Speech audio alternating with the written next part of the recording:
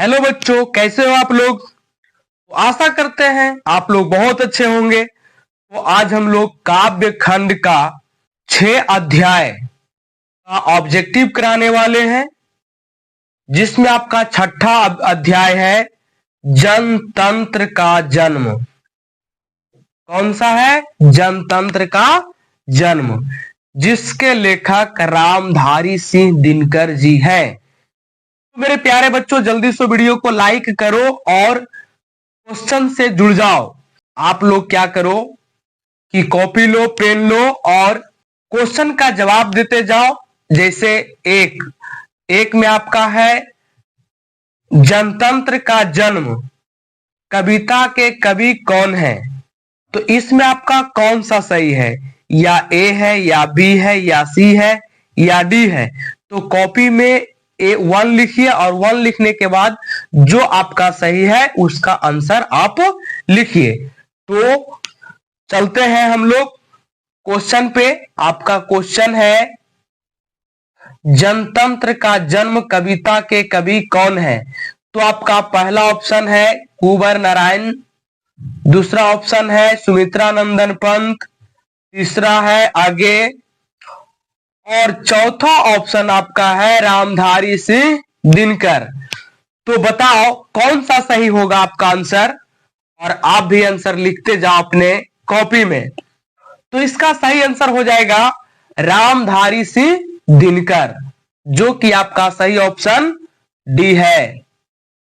Next question, Ramdhari Singh Dinkar किस गांव के निवासी थे। तो देखो ऑप्शन देखो और आंसर दो। पहला आपका मुकामा है, दूसरा आपका बक्सर है, तीसरा आपका मुजफ्फरपुर है और चौथा आपका सिमरिया है। तो आपका यहां सही आंसर हो जाएगा सिमरिया, जो कि बेगूसराय में पड़ता है, बेगूसराय बिहार में सिमरिया, जो कि आपका सही आंसर डी हो जाएगा। क्या हो जाएगा? D. Next question, Dinkar ji की माता का क्या नाम था। तो देखो ऑप्शन देखो और आंसर दो। पहला आपका ऑप्शन है मनरूप देवी, धनरूप देवी, रूपवती देवी और चौथा आपका है कलावती देवी। तो ऑप्शन में इनका नाम बहुत अच्छा अच्छा है, मनरूप देवी, धनरूप देवी, रूपवती देवी, कलावती देवी। तो आपका इसमें सही आंसर हो जाएगा मनरूप देवी हो जाएगा। क्या हो जाएगा? मनरूप देवी। चलिए, जो कि आपका ऑप्शन नंबर ए में मिलता है। नेक्स्ट क्वेश्चन, दिनकर जी का जन्म कब हुआ था। तो दिनकर जी का जन्म देखिए ऑप्शन और आंसर दीजिए आप लोग। दिनकर जी का जन्म कब हुआ? 20 दिसंबर 1928 को हुआ था, या 21 दिसंबर 1908 ईस्वी को हुआ था, या 22 दिसंबर 1908 ईस्वी को हुआ था, या 23 दिसंबर 1908 ईस्वी को हुआ था। तो इसमें आपका सही आंसर हो जाएगा 23 सितंबर 1908 ईस्वी को होगा, जो कि आपका सही आंसर डी में मिलता है, 23 सितंबर 1908 ईस्वी को। नेक्स्ट क्वेश्चन, दिनकर जी के पिताजी का क्या नाम था। तो देखिए दिनकर जी के पिताजी का क्या नाम था। ऑप्शन देखो और आंसर बताओ। प्रभाकर सिंह था, या सूर्यदेव सिंह था, या रवि सिंह था, या दिनेश सिंह था। तो दिनकर जी के पिताजी का नाम आपका रवि सिंह था। क्या था? रवि सिंह, जो कि आपका सही आंसर हो जाएगा सी में। नेक्स्ट क्वेश्चन, दिनकर जी किस युग के कवि थे। तो ऑप्शन देखो और आंसर लिखो। क्या हो जाएगा? भारतेंदु युग के कवि थे, या छायावाद युग के, या उत्तर छायावाद युग के, या इनमें से कोई नहीं। तो इसका सही आंसर आपका हो जाएगा उत्तर छायावाद युग के कवि दिनकर जी थे, जो कि आपका सही आंसर हो जाएगा सी का।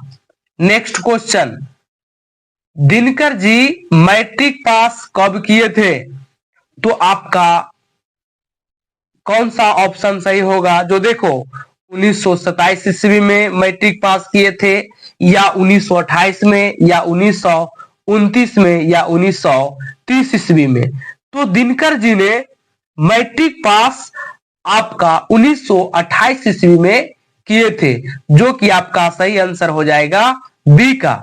नेक्स्ट क्वेश्चन, दिनकर जी ने बीए ऑनर्स कब किया था? देखिए ऑप्शन देखिए, 1930 ईस्वी में ऑनर्स किए थे, या 1931 में, या 1932 में, या 1933 में? तो दिनकर जी ने बीए बैचलर ऑफ आर्ट्स यानी बीए ऑनर्स 1932 ईस्वी में किए थे। कब किए थे? 1932 ईस्वी में, जो कि आपका सही आंसर हो जाएगा सी का। नेक्स्ट क्वेश्चन, दिनकर जी किस हाई स्कूल में प्रधानाध्यापक रहे? तो देखो ये क्वेश्चन भी बहुत अच्छा है, दिनकर जी किस हाई स्कूल के प्रधानाध्यापक रहे? तो देखो ये तो रहने वाले बिहार के थे, तो सारा स्कूल तो यहाँ पर बिहार का ही होगा। मोकामा घाट रेलवे हाई स्कूल के प्रधानाध्यापक रहे, या HI स्कूल बरबीघा, या सर गणेश दत्त उत्क्रमिक मध्य विद्यालय Patna collegiate high school Patna. तो दिनकर जी HI स्कूल बरबीघा के प्रधानाध्यापक थे, जो कि आपका सही आंसर हो जाएगा बी, HE स्कूल बरबीघा। क्या है? HE school Barbigha. Next question, Rasvanti के रचनाकार कौन है? यानी रसवंती एक पुस्तक है, और उस पुस्तक के लेखक या रचनाकार कौन है? तो आप ऑप्शन देखिए और आंसर दीजिए। सुमित्रा नंदन पंत जी है, या रामधारी सिंह दिनकर जी है, या आगे है, या सूर्यकांत त्रिपाठी निराला जी है? तो रसवंती के रचनाकार रामधारी सिंह दिनकर जी हैं। कौन है? रामधारी सिंह दिनकर जी, जो कि आपका सही ऑप्शन बी में मिलता है। नेक्स्ट क्वेश्चन, दिनकर जी की रचना क्या है? तो देखो इनमें से कौन दिनकर जी के द्वारा लिखा गया पुस्तक है? उर्वशी है, या साकेत है, या ग्राम्य है, या गुंजन है? तो दिनकर जी के द्वारा जो इसमें पुस्तक है वो उर्वशी है। क्या चीज है? सही आंसर क्या हो जाएगा? उर्वशी, जो कि आपका ऑप्शन नंबर ए हो जाएगा, उर्वशी। नेक्स्ट क्वेश्चन, दिनकर जी को साहित्य अकादमी पुरस्कार किस रचना पर दिया गया था? साहित्य अकादमी पुरस्कार, शिक्षा के क्षेत्र में यह पुरस्कार मिलता है। तो आप ऑप्शन देखिए और जवाब दीजिए। संस्कृत के 4 अध्याय पर इनको साहित्य अकादमी पुरस्कार मिला था, या कुरुक्षेत्र में, या फिर अर्धनारीश्वर, या चौथा आपका है मिट्टी की ओर। तो दिनकर जी को साहित्य अकादमी पुरस्कार आपका संस्कृत के 4 अध्याय जब वे लिखे थे, तो इसी पर उनको साहित्य अकादमी पुरस्कार मिला था, जो कि आपका सही आंसर हो जाएगा ए का, संस्कृत के 4 अध्याय। क्या हो जाएगा? संस्कृत के 4 अध्याय। नेक्स्ट क्वेश्चन, दिनकर जी को किस रचना पर ज्ञानपीठ पुरस्कार मिला था? यानी दिनकर जी को ज्ञानपीठ पुरस्कार भी मिला था। तो कौन सा ये चारों पुस्तक है? ये कौन से चारों पुस्तक लिखे थे जिसमें दिनकर जी को आपका ज्ञानपीठ पुरस्कार प्राप्त हुआ था? पहला है प्राणभंग, दूसरा है रश्मि रथी, तीसरा है उर्वशी, और चौथा है नील कुसुम। तो दिनकर जी जब उर्वशी की रचना किए थे, किसकी रचना किए थे? उर्वशी की रचना किए थे, तो उन्हें ज्ञानपीठ पुरस्कार प्राप्त हुआ था, जो कि आपका सही आंसर हो जाएगा सी। क्या हो जाएगा सही आंसर? सी हो जाएगा सही आंसर। नेक्स्ट क्वेश्चन, जनतंत्र का जन्म कविता में कवि ने किसे शक्तिशाली कहा है? तो जनतंत्र का जन्म में आपको कवि ने किसे शक्तिशाली कहा है? तो यहाँ आपको पता होना चाहिए, जनतंत्र का मतलब था जनता का शासन। तो जनता का शासन यानी किस ऑप्शन में आपका जनता का शासन मिलता है? यानी जनता को, या फिर राजा को, या देवता को, या राक्षस को। तो देवता या राक्षस से तो दोनों खत्म हो गया। ये तो शक्तिशाली पर तो उस टाइम तो था नहीं, राजा भी नहीं था। तो जनतंत्र का जन्म कविता में सबसे शक्तिशाली आपका रामधारी सिंह दिनकर जी जनता को मानते हैं। किसको मानते हैं? जनता को। जो आपका सही आंसर ए हो जाएगा, जनता। नेक्स्ट क्वेश्चन, गव अच का अर्थ क्या होता है? देखो ऑप्शन, गो, गो की सिंह होगा, या गौ की आंखें होगी, या बड़े खिड़की होंगी, या इनमें से कोई नहीं। तो गवाच का अर्थ होता है बड़ी खिड़की, जो कि आपका सही आंसर हो जाएगा सी का, बड़ी खिड़की। नेक्स्ट क्वेश्चन, उर्वशी किसकी कृति है? यानी उर्वशी जो पुस्तक है किसके द्वारा लिखा गया? तो आपका 4 ऑप्शन दिया गया है और 4 लेखक का नाम है। आप उसमें बताइए कि उर्वशी जो पुस्तक था किसने लिखा? निर्मला कौन है? निराला जी है, दूसरा दिनकर जी है, तीसरा महादेवी वर्मा जी है, और चौथा सुमित्रा नंदन पंत जी है। तो उर्वशी की रचना किसने किया? तो आपका सही आंसर हो जाएगा दिनकर जी। क्या हो जाएगा? दिनकर जी, जो कि आपका सही आंसर बी है। नेक्स्ट क्वेश्चन, दिनकर को साहित्य अकादमी पुरस्कार किस कृति पर मिला? देखो 4 ऑप्शन है और बताओ कौन सही हो जाएगा, जल्दी से बोलो। आपका पहला है समधेनी पर, संस्कृत के 4 अध्याय पर, या उर्वशी पर, या द्वंद्व गीत पर। तो आपको दिनकर जी को साहित्य अकादमी पुरस्कार संस्कृति के 4 अध्याय पर मिला था। किस पर मिला था? संस्कृति के 4 अध्याय पर। यह पुस्तक है जो कि दिनकर जी के द्वारा लिखा गया था और इसी पर इन्हें साहित्य अकादमी पुरस्कार मिला था। नेक्स्ट क्वेश्चन, दिनकर किस विश्वविद्यालय के उप कुलपति या कुलपति बनाए गए थे? जिसको कहता है वाइस चांसलर इंग्लिश में। तो किस विश्वविद्यालय के बनाए गए थे? बिहार विश्वविद्यालय तो कोई है नहीं, पटना विश्वविद्यालय है, भागलपुर विश्वविद्यालय है, और मगध विश्वविद्यालय है। तो आपका सही आंसर यहां पर आपको हो जाएगा कि दिनकर जी भागलपुर विश्वविद्यालय के कुलपति थे, जो कि आपका सही आंसर सी हो जाएगा, भागलपुर विश्वविद्यालय रचित भागलपुर विश्वविद्यालय में ये क्या थे? दिनकर जी कुलपति थे, वाइस चांसलर थे। नेक्स्ट क्वेश्चन, दिनकर ने जनतंत्र का जन्म शीर्षक कविता में दुधमुही शब्द का प्रयोग किसके लिए किया गया था? दुधमुही शब्द तो अपनी बेटी के लिए किए थे, या समाज के किसी बालिका के लिए, जनता के लिए, पड़ोसी के बच्चे के लिए? तो दिनकर जी जनतंत्र का जन्म शीर्षक कविता में दुधमुही शब्द का प्रयोग आपको किसके लिए किया था? तो जनता के लिए किया था। किसके लिए किया था? जनता के लिए, जो आपका सही ऑप्शन सी हो जाएगा, जनता के लिए। जनतंत्र का जन्म शीर्षक कविता में कवि ने किसे देवता कहा है? तो जनतंत्र का जब जन्म हुआ और उसमें सबसे बड़ा शीर्षक दिनकर जी किन्हें मानता है? ऑप्शन आप देखो और आंसर दो। क्या होगा? राम को मानते थे, या फिर कृष्ण को मानते थे, या बुद्ध को, या किसान मजदूर को? तो यह ऑप्शन देखकर क्या बताइएगा। तो यहाँ पर आपका सही आंसर हो जाएगा किसान और मजदूर। यानी जनतंत्र का जन्म शीर्षक कविता में कवि ने किसान मजदूर को देवता कहा है, ना कि राम और कृष्ण और बुद्ध को। सभी की किसी को नहीं बोला है, बल्कि किसान और मजदूर को बोला है। जनतंत्र का जन्म के कवि कौन है, यानी लेखक कौन है?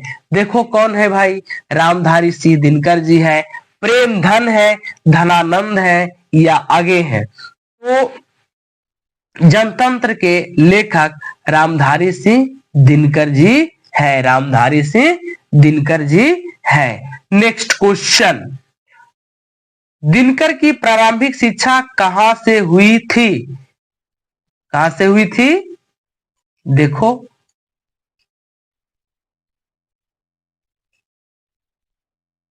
दिनकर की प्रारंभिक शिक्षा कहां से शुरू हुई थी?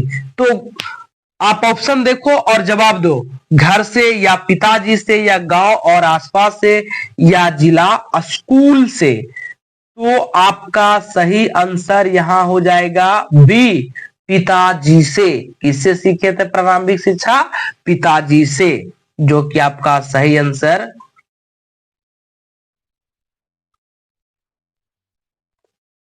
दिनकर की प्रारंभिक शिक्षा कहां से शुरू हुई थी? तो गांव और आसपास से। कहां से शुरू हुए थे?